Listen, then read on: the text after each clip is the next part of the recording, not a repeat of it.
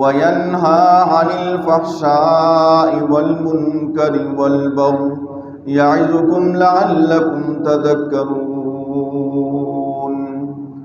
وقال النبي صلى الله عليه وسلم: لا يدخل الجنة من كان في قلبه مثقال ذرة من كبر.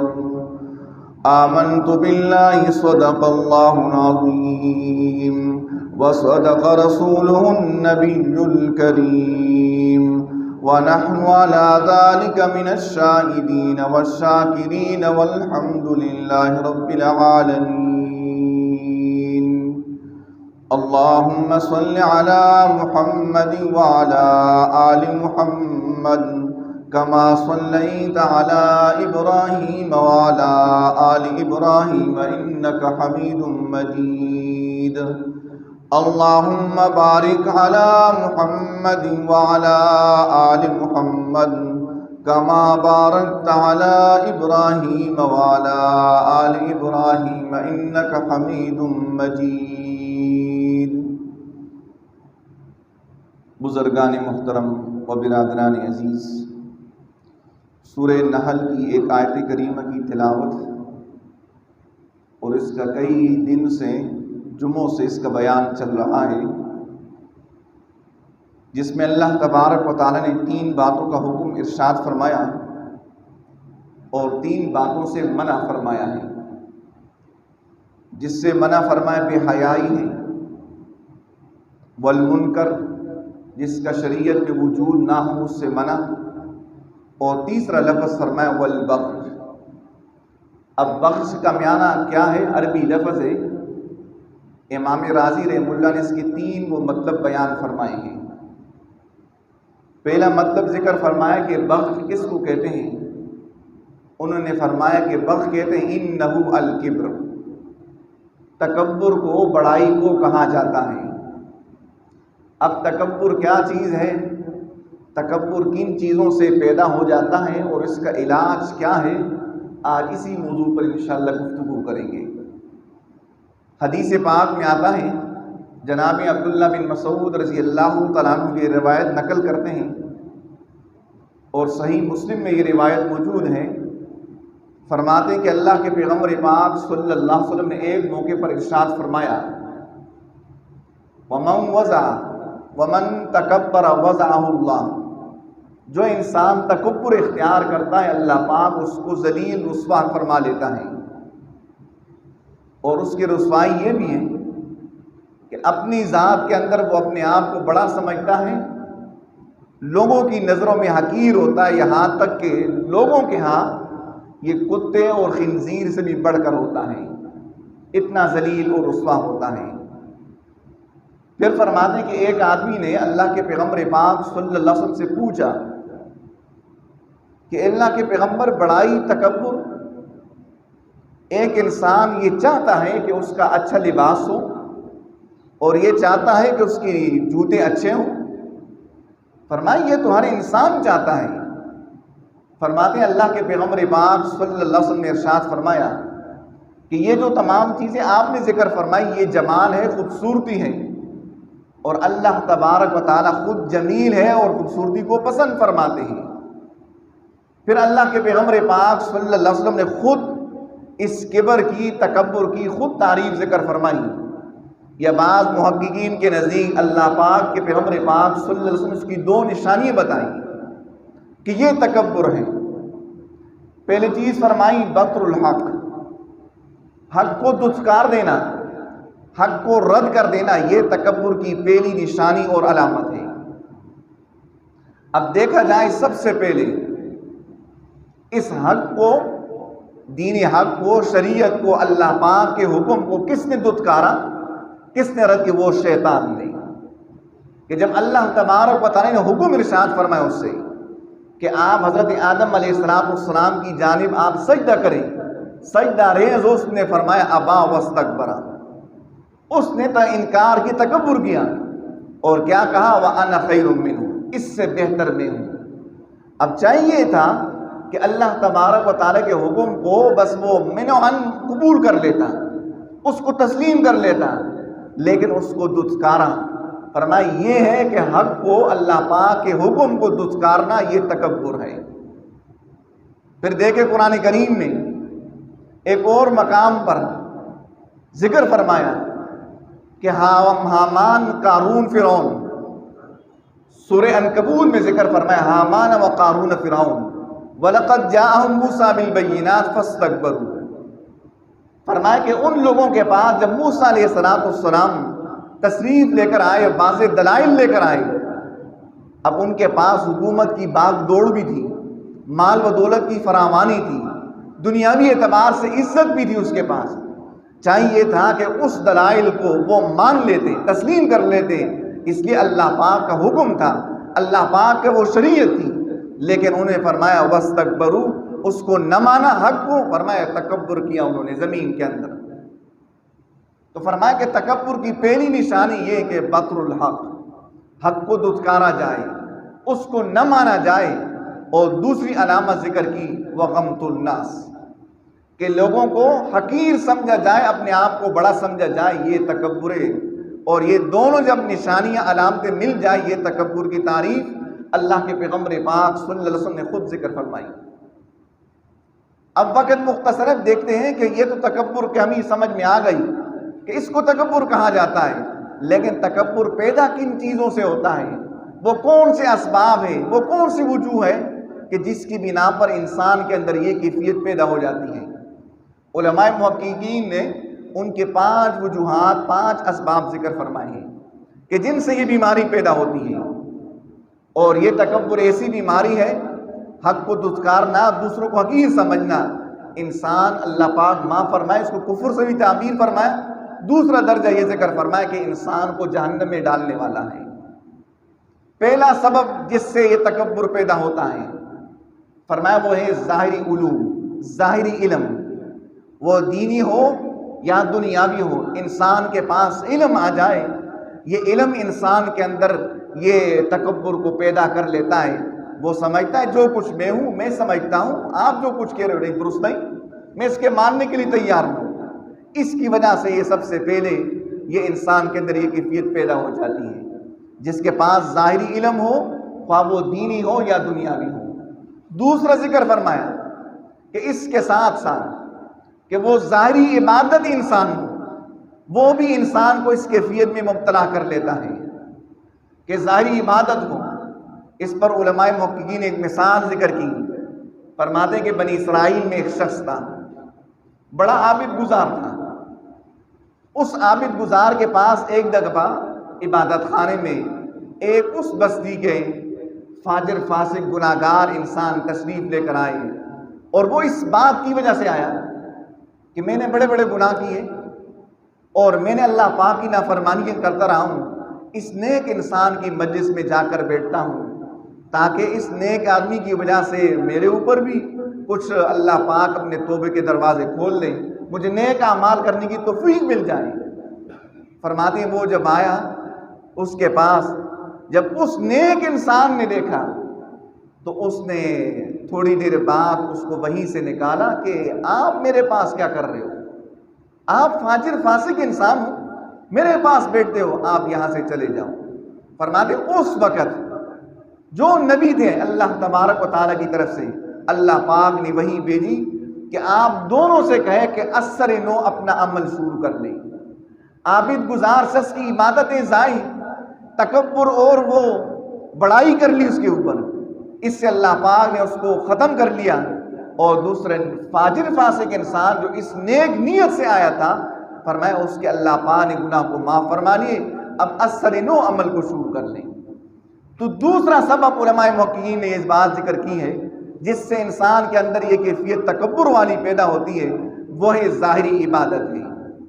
اور تیسری چیز ذکر فرمائی جس سے انسان میں یہ کیفیت پیدا ہوتی ہے، حق کو دھتکارتا ہے، لوگوں کو حقیر سمجھتا ہے، وہ ہے حسب و نسب ہے، کہ انسان کا اعلیٰ خاندان ہو، اس کا اعلیٰ نسب ہو، جس کو انسان شرافت کی نگاہ سے دیکھتا ہو۔ اب چاہیے تھا کہ اس کے اوپر وہ اللہ تبارک و تعالیٰ کا شکر ادا کر لیتا، لیکن اس کے اوپر اتراتا ہے، بڑائی اختیار کرتا ہے۔ فرمائے یہ تیسری علامت ہے حسب و نسب والی۔ قرآن کریم نے فرمایا فلا انصاب بینہم یومئذ ولا یتساءلون، فرمایا قیامت کے دن یہ کرامتیں جو دنیا کے اندر ہیں، یہ نسب والے رشتے سارے کے سارے ختم ہو جائیں گے۔ فرمایا اس دن ایک دوسرے سے پوچھ کچھ بھی نہ ہوگی۔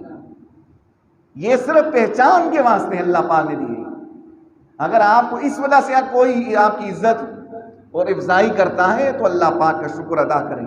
فرمایا تیسری علامت جس سے تکبر یہ کیفیت پیدا ہوتی ہے وہ حسب و نسب ہے۔ چوتھی بات فرمائی، چوتھی وجہ اور اس کا سبب ذکر فرمایا جس سے تکبر پیدا ہوتا ہے، فرمایا وہ انسان، وہ خوبصورتی ہے، حسن و جمال جس کو نصیب ہو، خواہ وہ مرد ہو یا عورت ہو، کسے باشد جو بھی ہو، جس کو اللہ پاک نے حسن و جمال عطا فرمایا، فرمایا اس کی وجہ سے بھی یہ کیفیت انسان کے دل میں پیدا ہوتی ہے، پھر وہ حق کو دھتکارتا ہے اور لوگوں کو حقیر سمجھتا ہے۔ فرماتے حضرت مالک بن دینار رحمہ اللہ مشہور تابعی ہے، بڑے امام محدث گزرے ہیں، فرماتے ہیں کہ وہ اپنے حل کے درس کے لیے ایک دفعہ تشریف لے کر آ رہے تھے، بازار سے گزرتے ہوئے انہوں نے دیکھا کہ ایک آقا اس کے پاس انتہائی خوبصورت قسم کی باندی وہ کھڑی ہے، اس کو فروغ کر رہا ہے، اور اس باندی کو اپنی خوبصورتی کی اوپر ناز ہے، ناز و نخرے کے ساتھ کھڑی ہے، اور آقا چونکہ اس کی ملکیت میں اتنی خوبصورت باندی ہے، وہ بھی بڑے ناز و نخرے کے ساتھ اس کی بے شراہ کر رہا تھا، فروغ کر رہا تھا۔ فرماتے ہیں کہ حضرت مالک بن دینار رحمہ اللہ نے جب یہ منظر دیکھا تو فرماتے خود اس کے پاس تشریف لے کر آئے، اس سے کہا مالک سے اس باندی کو مجھ پر فروغ نہیں کرتے تاکہ میں آپ سے خرید لوں، اور قیمت بھی خود ذکر فرمائی کہ میں اس کی قیمت 2 خشک کھجور سے زیادہ نہیں دوں گا۔ وہ انسان چونکہ مالک بن دینار رحمہ اللہ سے واقف تھا، جب اس نے یہ بات سنی کہ ایک میری اتنی خوبصورت باندی کہ جس کی خوبصورتی کے چرچے ہیں بازار میں، پھر مالک بن دینار آئے اس کی خریدنے کے لیے اور قیمت بھی معمولی ذکر فرمائی کہ 2 خشک کھجوروں کے بدل میں، تو انہوں نے کہا کہ حضرت یہ آپ نے کیا قیمت لگائی، اس کی تو بہت بڑی قیمت ہے، اس کے دیکھو اس کی خوبصورتی کو۔ انہوں نے کہا یہ خوبصورتی عارضی کیا خوبصورتی اس میں، اگر 1 مہینہ یہ نہ نہائے، اپنے جسم پر پانی نہ ڈالے تو بدبو تعفن اس سے پھیلتا ہے، اگر ناک کو صاف نہ کریں اتنا بدبودار تعفن اس سے پھیلتا ہے، اور ایک زمانہ تو اس کے اوپر زندگی میں ایسا آتا ہے جس میں وہ ناپاکی کی حالت میں ہوتی ہے، قریب انسان نہیں وہ بیٹھ سکتا اسے۔ پھر فرمایا کہ دیکھو، اور اگر بیماری آ جائے یا بڑھاپا اس کے اوپر آئے تو یہ خوبصورتی کو ختم کر لیتا ہے، اور یہ بتاؤ اس لیے میں نے اس کی 2 خشک کھجور قیمت لگائی، اور اس سے بڑھ کر میرے پاس جو ہے اس کی ضمانت دیتا ہوں کہ جو مشک اور عنبر سے اللہ پاک نے پیدا کی ہے، جس کے وہ بے وفائی اس میں مادہ تک نہیں رکھا ہے، انسان اس کے اندر وہ لطف محسوس کرتا ہے، قریب بیٹھنے کو بھی لذت محسوس کرتا ہے، ایسی ہے، اور اللہ پاک نے اس کا عوض رکھا ہے اپنی اطاعت فرما برداری میں، اس میں آپ کو جنت میں اللہ پاک نے دینا ہے۔ فرماتے جب یہ مالک بن دینار مشہور تابعی ہو، پھر خیر القرون کا زمانہ ہو، اور مالک بن دینار جیسے محدث وہ اصلاح کرنے والوں اس انداز سے، فرمایا اس آقا پر بھی اور باندی پر ایسا اثر پڑا، انہوں نے فوراً کہا حضرت ہم آج سے توبہ کرتے ہیں، واقعی ہم اس کے اوپر اتراتے تھے، ہمیں چاہیے یہ تھا کہ اس کے اوپر اللہ پاک کا شکر ادا کرے، نہ کہ اس کے اوپر اترایا جائے، نہ اس کے اوپر بڑائی اختیار کیا جائے۔ فرمایا وہ چوتھا سبب جس سے یہ کیفیت تکبر پیدا ہوتی ہے وہ ہے حسن و جمال، اور 5ویں چیز سبب اس کی وجوہ ذکر فرمائی وہ مال و منال ہے، مال و دولت کی ہے۔ مال کی ریل پیل انسان کے پاس ہو تو یہ بھی تکبر میں انسان کو مبتلا کر لیتا ہے، انسان کے دل میں اس کیفیت کو ڈال لیتا ہے کہ جب انسان کے پاس یہ ہو۔ اب دیکھو قارون کو کہ اللہ تبارک و تعالیٰ نے بے تحاشا مال دولت دیا تھا، اب چاہیے تھا کہ اللہ پاک کی اطاعت میں اپنی زندگی کو گزارتا، اس مال کو خرچ کر لیتا، ہر انداز سے موسیٰ علیہ السلام اور ہارون علیہ السلام نے سمجھایا، اس کو سمجھاتے رہے، یہاں تک کہ قوم نے ان سے کہا کہ بڑی دولت اللہ پاک نے آپ کو عطا کی. کہا کہ نہیں، یہ میرے قوت بازو کا کرشمہ ہے، اس میں میرا کمال ہے. فرمایا اس کی وجہ سے بھی انسان وہ بڑائی میں تکبر پر آ جاتا ہے. تو علماء محققین نے یہ 5 اسباب ذکر فرمائے جس سے تکبر اور یہ بڑائی پیدا ہوتی ہے. تکبر کا معنی میں نے کیا جس طرح حدیث پاک میں اللہ کے پیغمبر پاک صلی اللہ علیہ وسلم نے معنی فرمایا حق کو دھتکارتا ہے، اور یا وہ اس طرح ساتھ ساتھ یہ بھی کہ دوسری علامت لوگوں کو حقیر سمجھتا ہے. اس کے 5 ہی یہی اسباب ہیں. پہلا سبب ظاہری علوم، کسی کے پاس ظاہری علوم آ جانا، ظاہری عبادت وہ کرتا ہے، اس کی وجہ سے بھی انسان اس میں مبتلا ہو جاتا ہے. تیسرا سبب حسب و نسب ہے. چوتھا سبب وہ انسان کی خوبصورتی ہے، اس کو جمال ہو. اور 5واں سبب کہ انسان کے پاس مال کی فراوانی ہو. ان سے تکبر پیدا ہوتا ہے. اب تکبر کا علاج کیا ہے؟ کیا کیا جائے؟ وہ اسباب اختیار کیے جائے جس سے انسان کی یہ کیفیت ختم ہو اور یہ نہ ہو. یہ انسان پر لازم ہے. اور ایسے مہلک بیماری ہے کہ اللہ کے پیغمبر پاک صلی اللہ علیہ وسلم نے ایک موقع پر ارشاد فرمایا من مات وهو بريء من الكبر والغلول والدين دخل الجنہ. اللہ کے پیغمبر پاک صلی اللہ علیہ وسلم نے ایک موقع پر ارشاد فرمایا اس کائنات سے، عارضی زندگی سے جو انسان فوت ہو جائے اور ابدی زندگی کی طرف منتقل ہو، لیکن وہ انسان 3 باتوں سے مبرہ ہو، اس کی زندگی میں 3 چیزیں نہ ہو، نہ رہی ہو، فرمایا انسان جنت میں داخل ہوگا. 3 ان چیزوں سے بری ہو وہ جنت میں داخل ہوگا. من مات وهو بريء من الكبر، بری ہو 3 چیزوں سے. فرمایا اللہ کے پیغمبر پاک صلی اللہ علیہ وسلم نے تکبر سے بری ہو، تکبر سے بیزار ہو، اس کے دل میں تکبر بڑائی نہ ہو. تکبر کیا؟ اللہ کے پیغمبر نے اس کی تعریف فرمائی بطر الحق وغمت الناس، حق بات کو دھتکارتا ہو، رد کرتا ہو. فرمایا اور ساتھ ساتھ یہ لوگوں کو حقیر سمجھتا ہو. جس شخص میں یہ کیفیت ہوگی، یہ عمل اس کی زندگی میں رہا، وہ جنت میں داخل نہ ہوگا. دوسری بات فرمایا اللہ کے پیغمبر صلی اللہ علیہ وسلم نے فرمایا والغلول، خیانت اس کی زندگی میں رہی ہو، خواہ وہ اپنوں سے ہو یا غیروں سے ہو، خواہ وہ سرکاری مال سے ہو یا پرائیویٹ مالوں سے ہو. پھر فرمایا والدین، اپنی زندگی میں قرض سے بچتا رہا ہو.